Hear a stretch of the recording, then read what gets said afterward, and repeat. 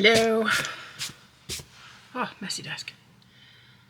I've been persuaded and reassured that a little tour, shall we say, of various things that I have made is not in fact cringe, but would be interesting. So, here's some of my stuff. This is a bit like a sketchbook tour, but without any sketchbooks, because I'll do that in a different video. For those that know me, this probably doesn't come as a huge surprise, but I'll have a crack at pretty much anything, and if I'm good at it, I'll show you. Probably annoyingly so. If I'm not good at it, I'll never do it again, and we won't talk about it. So over the years I've made a fair bit, and lockdown was particularly productive for me. I made quite a lot of stuff and had a go at quite a few things. So I started wood carving, which is a bit dangerous to the fingers. And here's one of the first things that I made. I mean, the first thing I made was an awful mushroom that looked like a penis, but that has disappeared into the scrap box. This was quite ambitious because this stripy wood is incredibly hard. So I carved this with hand carving knives, whittling knives, and also with the use of a bit of Dremel magic. But I don't have any power tools. I don't have a fret saw or a bandsaw or anything like that. Can't afford it, haven't got any room. So yeah, this was originally a pair, a little sort of semi-matching pair. The other one went to live with the amazing and fantastic Emily Dubious, who does the brilliant beach combing sea glass videos. Because if I kept everything that I make, I would be overrun with little things and small people. There's him. Let's carry on with wood carving. So I got a bit better at wood carving, a bit more adventurous. So I made a narwhal because, I mean, why wouldn't you? And he was a lot of fun. And I can't remember if this is two, I think this is one piece apart from the tooth, the tusk. That's a separate piece added in. And he was then sanded to this sort of chunky finish. And then like a sort of chippy, I don't know what you'd call that, but I like it. And then painted, and then sort of distressed. I quite like the effect.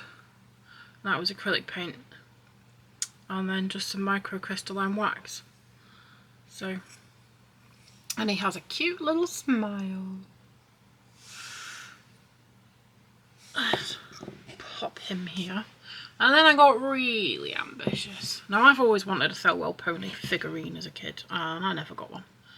I'm one of the many, many things that I wanted as a kid and never got. So I thought, why not make my own? He's a little bit chunky. He's got a very rude expression on his little face, and if you notice that his forelock covers his eyes, yes, that is me copping out from doing eyes. Eyes are difficult. Get them wrong and they will absolutely ruin whatever it is you've done. However, I did pay some attention to details with his little feet. He has frogs. He has soul. So, he was made in, I think the tail was one section, the butt was one section, or possibly the butt in the middle, the shoulders and front legs, and then the head and neck. I think there's a join somewhere in here, but I mean, I've done such a cracking job of that. Some of the paintwork's a bit ropey, but I actually can't see where these joins are anymore. The legs were interesting. Go too far in one of the hooves. Pardon. I don't know what Alexa just did then, but yeah. That just freaked me right out. So yeah, he's got his ears back. He's blowing a raspberry as everybody knows small ponies to do. And I am actually really pleased with him, and I don't often say that about the things that I make. Moving on from the wood carving, because I started to try and chop my fingers off, and it's a very messy thing. Some of the stuff that I've made has been from patterns from other people. So these frogs, these are lovely felt frogs, and they have a little wire armature inside.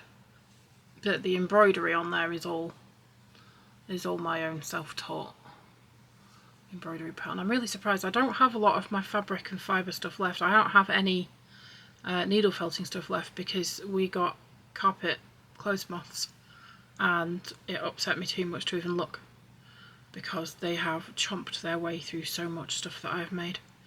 So if anyone's wondering why I don't do needle felting anymore, that is why. And it is proving impossible to eradicate them. The chomping little bastards. So yeah, there's a little one and his bigger friend. I got some sequins on there because I was in a real embroidery, freestyle embroidery and sewing phase.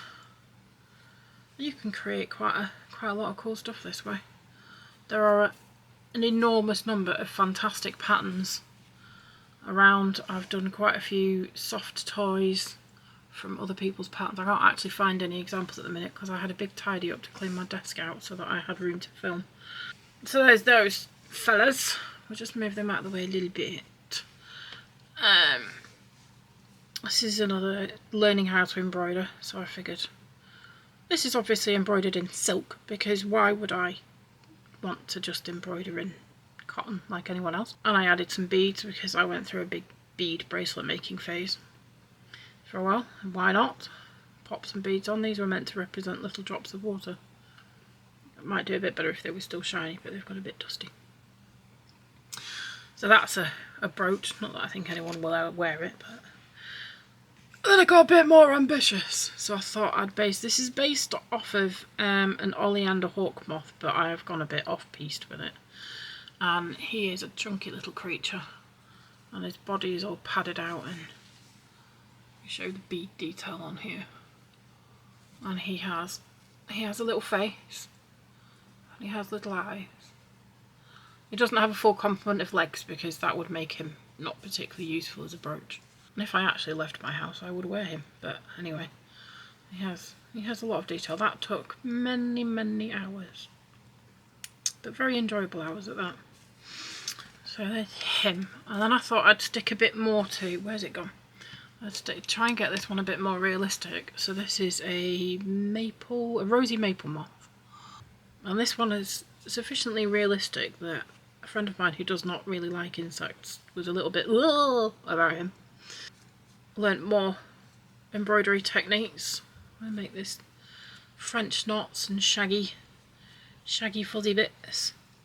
He's got all this fuzz all around his face. Again, he has a face, he has eyes. I can't scheme. He again doesn't have a full complement of legs because that would just be silly.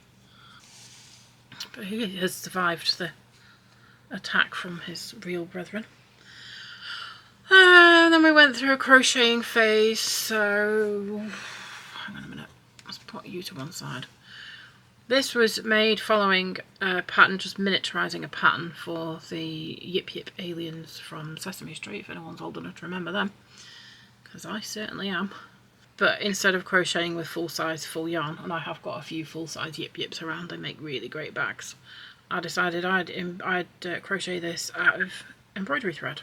Because why make life easy for yourself when you're learning something when you can make it really difficult? So yep, he's a cute little guy. The embroidery thread means that he's stiff enough that he will hold an expression, which is quite nice. Yep. The eyes are BB pellets, I think, which you can drill into and paint and UV resin and stick a wire in the back of them. And that's what I've done with those. So, having followed a few crochet patterns and taught myself to crochet, I thought, well, now that I know how to make shapes and I understand the basic maths, and maths is not my strong point, I made this little doll, and I made this completely without a pattern, freehand, just as you go along. And she's obviously made with the jumper is actually loose and can come off, but I don't want to take it off. She has a little bum. She's a little bum. I don't think I gave her boobs. No, I didn't. Yeah, the jumper is also completely freehand. It's 3 tubes stuck together, really. I think I made the arms and legs separately in the body and the head, and then just attached them all. And then I gave her a load of hair and a little braid at the back. I don't know why. And I don't know why she's Winnie the Poohing it in her Dennis the Menace jumper, but she is. I think I probably got bored before I made the rest of her clothing. Other things. What other things we got? So, carrying on the desire to make plushy creatures. I think this is a good example. This is a little seagull. And he's a very simple guy. He's just got little leather wings and a leather tail stuck on. And just little embroidered eyes. Little embroidered feeties sticking out. But to make him, I made my own pattern for him. And so we started, if I can find it, what have I done there? Oh, there it is. We started with a plasticine model. This is really grubby because it's been on the shelf and covered in dust. So I start with a plasticine model. If I need to make a pattern, make a plasticine model. If it's a big thing, I will probably make one half of it accurate and forget about the other half. It just depends on how I envisage the pattern going. And then I cover this in cling film and masking tape or some sort of flexible fabric tape. I might take the wings off and the tail off so that I'm just making a pattern of the body. And then I'll draw where I think the seams need to be and this is a maquette, and make a pattern from when you take off the cling film and the tape. You've got something you can draw around. There's a bit of a knack to learning where to put the seams, how to cut the pieces, and then when you lay the pieces down on the desk, anything that won't lie flat, you'll have to cut little snippets into little triangles, and they're where your darts will be. So that's what we did, and this is what we got. And it's not entirely accurate because his base sticks out a little bit. So if I was going to make this again and make it better, I would probably make a new pattern from the original, and just improve these bits, maybe put some extra darts in or trim some bits up a bit smaller and fiddle around with it. But that is quite a good one for the first plush from the first pattern. Using exactly the same process, I made this guy, and I don't have his maquette anymore because I only made half of it, because I only needed to get one half accurate, and then I could just reverse the pattern. This is a Tronocops. He is a deep sea fish. It has little feet. I think they're in the toadfish or batfish or something family. He's got a piece of, I think there's a piece of plastic inside his back fin to keep it up. He was a lot of fun. I saw them on either the EV Nautilus dives or the Schmidt Ocean Institute dives. And he's an anglerfish. He has a little lure that sits in the back of his head and a huge mouth, and he lurks around on the bottom and eats whatever fits in his gob. But they are just adorable. In real life they have lots of little spines, but I didn't really fancy making them. They don't make for a good cuddly. So there's a little bit of departure from reality with him. Some people will know who this is. This is a bean. The beans are a cartoon strip that I do on Instagram very, very intermittently. Because I was learning to do cartoon strips in Clip Studio.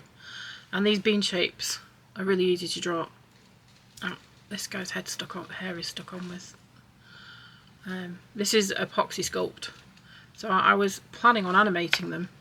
My plan failed, but I was going to be able to draw faces on and then wipe them off and draw on a new face. However, as you can see from his smudgy grin, I can't wipe that off without ruining it. I need to investigate that further and see how to do it. I might go to plasticine and stick on paper faces like Trapdoor was made. I don't know. We'll see. I have far too many ideas and nowhere near enough time. But I made a few of these little beans, and I made them little wigs that can go on and off. But I don't know where the rest of them have gone at the minute. So some people will know me from Foulmouth Fido, which was a Facebook-based cartoon about dog training. I stopped doing him because I got so fed up. Where's the other one gone? I got so fed up of people stealing the cartoons, editing them, and then acting like I was the bad guy when I complained about them stealing my work. But I also think Fido has pretty much said all that he can say about dog training and dog training methods and the treatment of animals. So he's enjoying a nice retirement, and also I did have a rather large felt model of Fido, but the moths have got at him, so he's living in the freezer for the minute until I get the energy up to repair him. But based on that, I got quite a lot of illustration and cartooning work. This is a Fido pin that I had made. If anybody wants one, I probably still have a handful of these left somewhere. There is also one of him running, like flat out galloping, but it's a little bit too small to show on camera, so you got the Fido peeing one. This was the result of one of these commercial jobs. This is a lovely real life dog called Izzy. I illustrated a book about ADHD, including this character, and I developed the cartoon character in conjunction with the author from real life photographs of the dog and reading the book and everything. And one of the things we did with that character was to make some merchandise pins, so I have one of those, which is really nice. Handsome assistant, could you come and pass me something? I need the handsome assistant's help because I've got T-Rex arms and can't reach.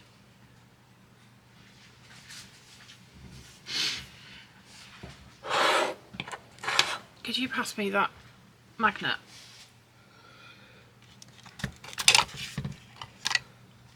Ta. Thank you. This is another character that I did as a commercial job. This is Bula, who is the... I don't know how you say this. He's one of the characters used by Dog Star Foundation to educate people. Their charity is based in Sri Lanka, and they educate people on how to look after dogs, and they also invest a huge amount of money in spaying and vaccinating and neutering the loose feral street dogs. So we came up with Bula, and there was a few other characters that we came up with because he could show dog body language and how people could respect dog space and learn not to get bitten, and when a dog was dangerous and when it's safe and things like that. So we did quite a lot of me and a behaviourist, Carolyn Menteth, did quite a lot of work with Dog Star. And some of my work went up on huge banners and things, which was very exciting. So that's him. And I think that is all of the things that I have got out to play with today. So coming up, I am going to be building some scratch built scenery. So I have been learning how to do spun cotton, which is a bit like paper mache. And there will be some proper videos on all of this, but it's going to take a while because it'll be in and among other jobs. Spun cotton is like paper mache, but using cotton wool on a wire armature, or without an armature at all, in fact. And I'm really impressed with this stuff. I'll be painting this. I'm going to do a haunted house on a hill sort of scene. So I've got my haunted trees. I've made some gnarly tree stumps, but this stuff it's hard to see when it's not painted, but it takes a huge amount of detail if you're careful with it. It's a very sticky job, of course. It's cotton wool and diluted PVA glue, but yeah, I've just noticed how utterly filthy my fingernails are. It isn't dirt, it's paint from messing around with something earlier, but it looks revolting. My apologies. This is incredibly strong for cotton wool and PVA glue. I'm really impressed. I'm giving that quite a bit of welly. I could completely flatten it if I really wanted to, but it wouldn't be easy. So I'm really impressed with that. I'm going to be using that quite a bit for making terrain and little features. So yeah, at some point, if anyone's interested, I'll do a tour of my sketchbooks, because in some of them I have some of the planning for some of the things that I make. I like to try and sketch it out first and then see how it'll work, maybe try out different colour ideas and whatnot, and so have you. Thingy-bobs. Yeah. So if there's anything you fancy having a crack at, I've probably had a go at it. I had a friend asking me this morning about polymer clay. I've done a fair bit of that as well. We don't do any polymer clay at the minute because we haven't got an oven. We only have air fryers, and I'm not going to use my food air fryers for polymer clay because that might be daft. But at some point when I have some desk space, I think I might get a little air fryer for doing polymer clay and do some more of that. Yeah. So let me know what you think. Let me know if there's something you'd like to see more of. He really is cute. Then I'd like to do some more plushy toys. Because there's something I can do sitting on the sofa, and for those that don't know, I'm a wheelchair user and I can find it quite hard to sit at the desk for long periods. If you've heard me huffing and wheezing, I have heart failure, and it can sometimes mean that it's hard to breathe, which is a bit of a bugger when it comes to whittering on into a camera. So yeah, so jobs that I can do, stuff that I can make sitting on the sofa is great. And I can't really draw sitting on the sofa. I can't really draw and paint because I sit at a funny angle and tend to draw things a bit askew with. Anyway, I'm just literally rambling on now, so I shall ramble off. And let me know what you think. Like, comment, subscribe,